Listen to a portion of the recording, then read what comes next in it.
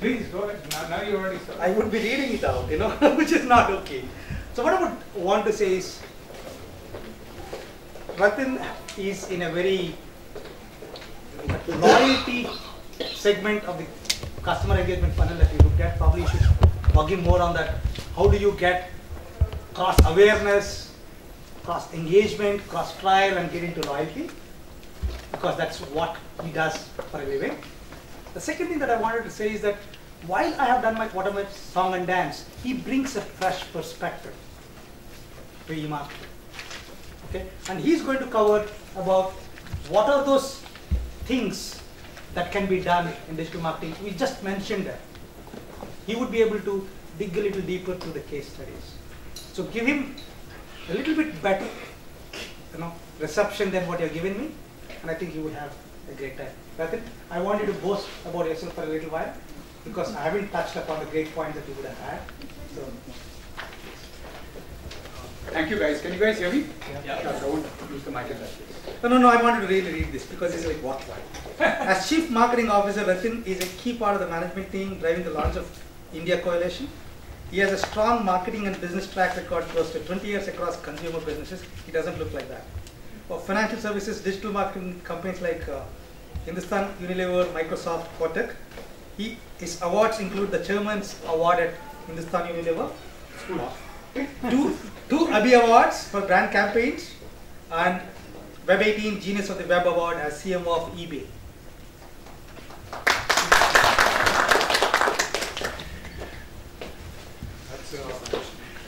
That's a big introduction to live up to. But good afternoon, guys, and it's great to be here. Yeah. What I want to do today is actually give you a glimpse into all the facets of digital marketing, and I want to kickstart this by asking you guys a question, which has nothing to do either with digital or with marketing. So here's my question. Anybody know who this is? Vivek Oberoi, absolutely. I hope he's not anyone's favorite star. Okay. Everyone knows who this is. So who's the bigger brand? Anyone feels Vivek Oberoi is the bigger brand? Rajnikant is born in the southern, and he's probably in Segmentation. We'll talk about that. No, but if you take even an all-India view, it would be very clear that it would be Rajnikant who's the bigger brand than Vivek Oberoi. Now, what I want you to do is think as to why, or what makes Rajnikant the more powerful brand versus Vivek Oberoi. If you ask 100 people, maybe 70 people or 80 people would be aware of Rajnikant. Maybe 40 or 30 people would be aware of Vivek Oberoi. So it's not about awareness. The awareness ratios would be kind of similar. What is it that make Rajnikant a more powerful brand? It has nothing to do with marketing. I think it's the connect. It's the connect. It's the connect that he has. The connect that he has. The flavor. The flavor. So he's a strong brand. Probably spent more time than Vivek also. That's also, he's been around for a much longer period of time. He's been a young man for ages. He's a young man for ages. But I think connect is one point I want you guys to kind of remember. Anything else? So successful. Successful legacy. He's successful, but you don't know whether success is the start or successful is the end, right? I mean, But you could say he has much more distinctive style. he's got a distinctive Never I was Yeah. He's got like a cult. He's almost like a cult in South. Good. So, I was hearing Ratan talk about the whole brand pyramid, so to speak, from awareness to advocacy. And if you look at it in that context, I think it would be very, clear to say that Rajnikant has more number of, hardcore brand advocates who believe in it than Vivek Oberoi does, right? And this is one point I want you to remember. I'll come back to it as we talk about examples in digital marketing. But the objective of each and every brand is actually to move towards getting engagement and advocacy. And with that, I want to explain the customer funnel, and then we'll talk about all the various digital marketing kind of techniques and tactics. So if both of them were, had their own e-commerce brands or had their own websites, which one would have more visitors? Rajnikant? And this is the first point, that in anything to do with online, the start point is, what's the number of visitors that you're able to get to come to your destination. And those visitors could be organic or could be paid for. I'm keeping it very simple and high level right now. Right? And the intention behind every brand is to constantly keep reducing the paid for and try and move stuff to the organic. Right?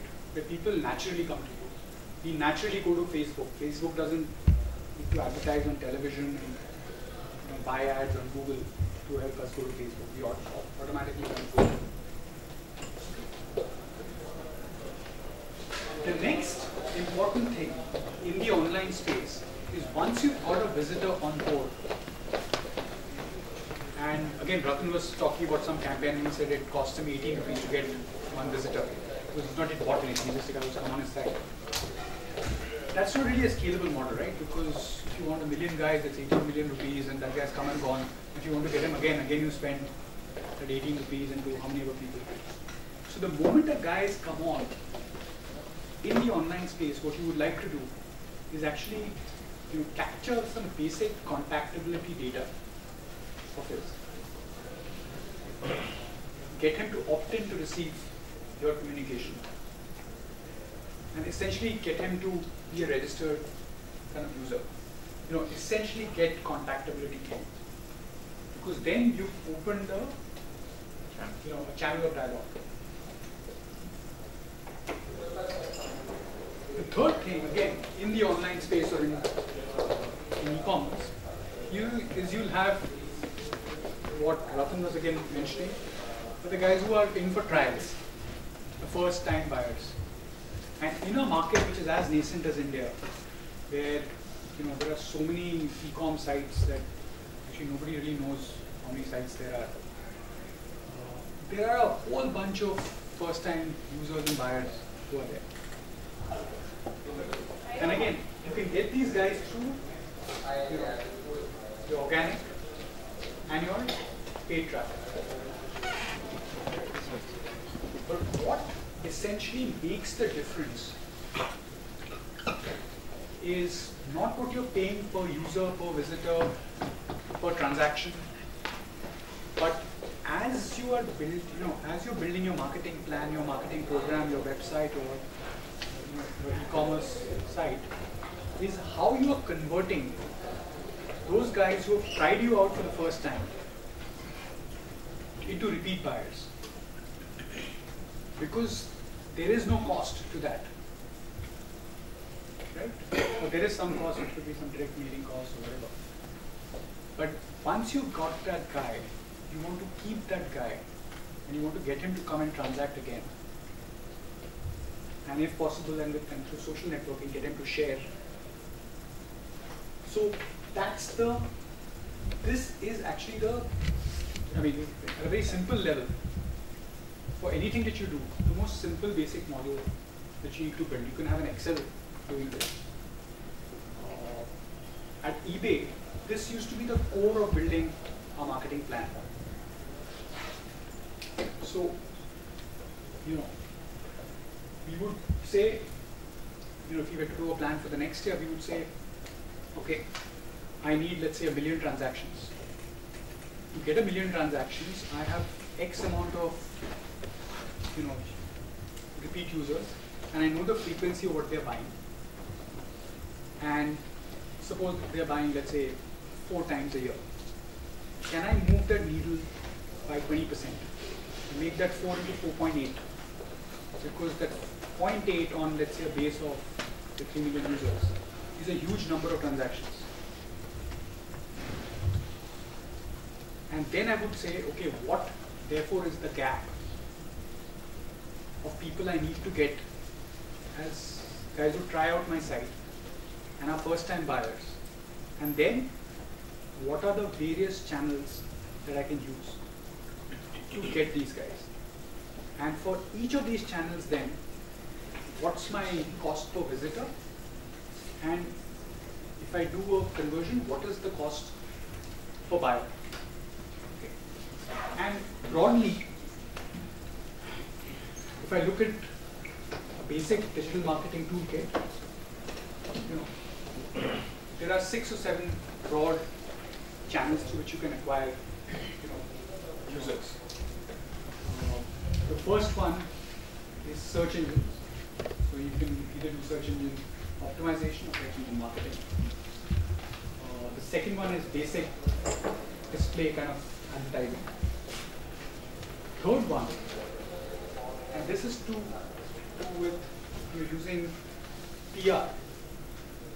Because again, it comes down to, can I do an activity which costs 20,000 rupees, but gets me, let's say, 4,000 visitors, and then the cost per visitor is 5, versus a paid campaign where the cost per visitor could be 10. And these are, and all of this in the online space needs to be measurable, and you need to measure the response and have specific objectives for each of this, so that you're able to just keep doing test and learn, feeding it into your overall model, so you know what's working, what needs to be optimized more, and where's the gap. Mobile marketing, India is a mobile first market. I don't know whether anyone has spoken about the numbers. If you take Google, if you take most of the e-commerce sites, increasingly, I think there is, it's almost reaching a 50-50 kind of ratio between people accessing information on mobile versus accessing it on the standard web. That trend is just going to keep on accelerating. Email marketing. I mean, this is a total field in itself. It's a I think a lot of the emphasis of internet marketing today, if you see, is on the first part. How do I get visitors? How do I get trials? 60% off, 50% off, 70% off. Put this coupon, get something free. It's just about getting trials, and very little effort or testing is going on to this piece, which is, once I've got this guy as a user, how do I send him relevant, contextual messages that, get him to come back again, that get him to transact again, that get him to share that communication I sent to 5 other customers like him. And again, what makes the difference between some of the, the global players is they put a lot of emphasis on this piece, because this is below the iceberg. Right? It's not something which is visible. You don't, you don't need to be on all search engines, on portals. It's something which is working and taking away, and every month getting stronger. Because you have, let's say you have 100 users, and you're acquiring 10 users a month. The next month you have 110 and 120 and 130 and 140. And that, even if you have, let's say, a 3% or 4% kind of response rate, that number just keeps on increasing. So your email marketing, and the last one, which is social media marketing, which actually is, which is just one broad definition for a whole wide, field in itself.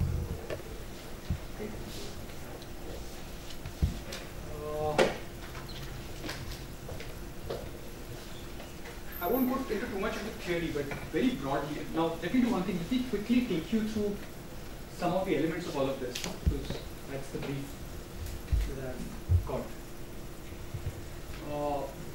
You know, in display advertising, you fundamentally do, you know, either brand advertising or you do response advertising. In brand advertising, what you're hoping to do, the idea is not just to create this brand for the heck of creating a brand.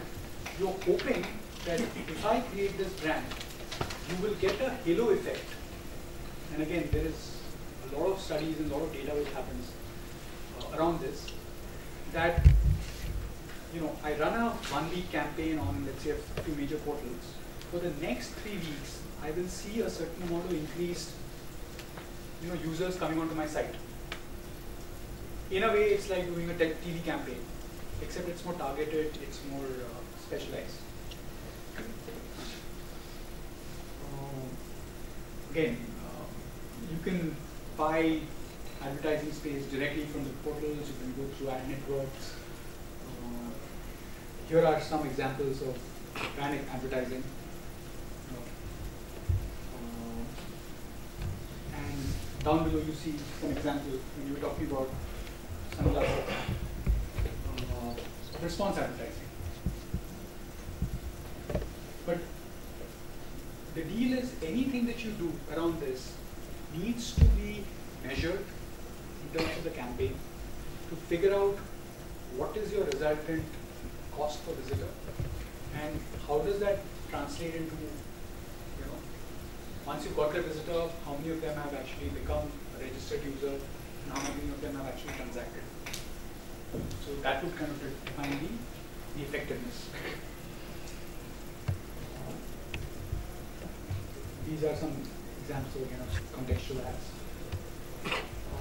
Let me just go around to the second topic, which is to do with online PR.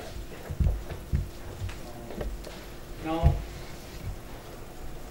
again, this I would bucket it in that broad category of essentially doing one single big activity, which drives a large volume of traffic, and it's not variable in nature, unlike, you know, typical SEM campaign.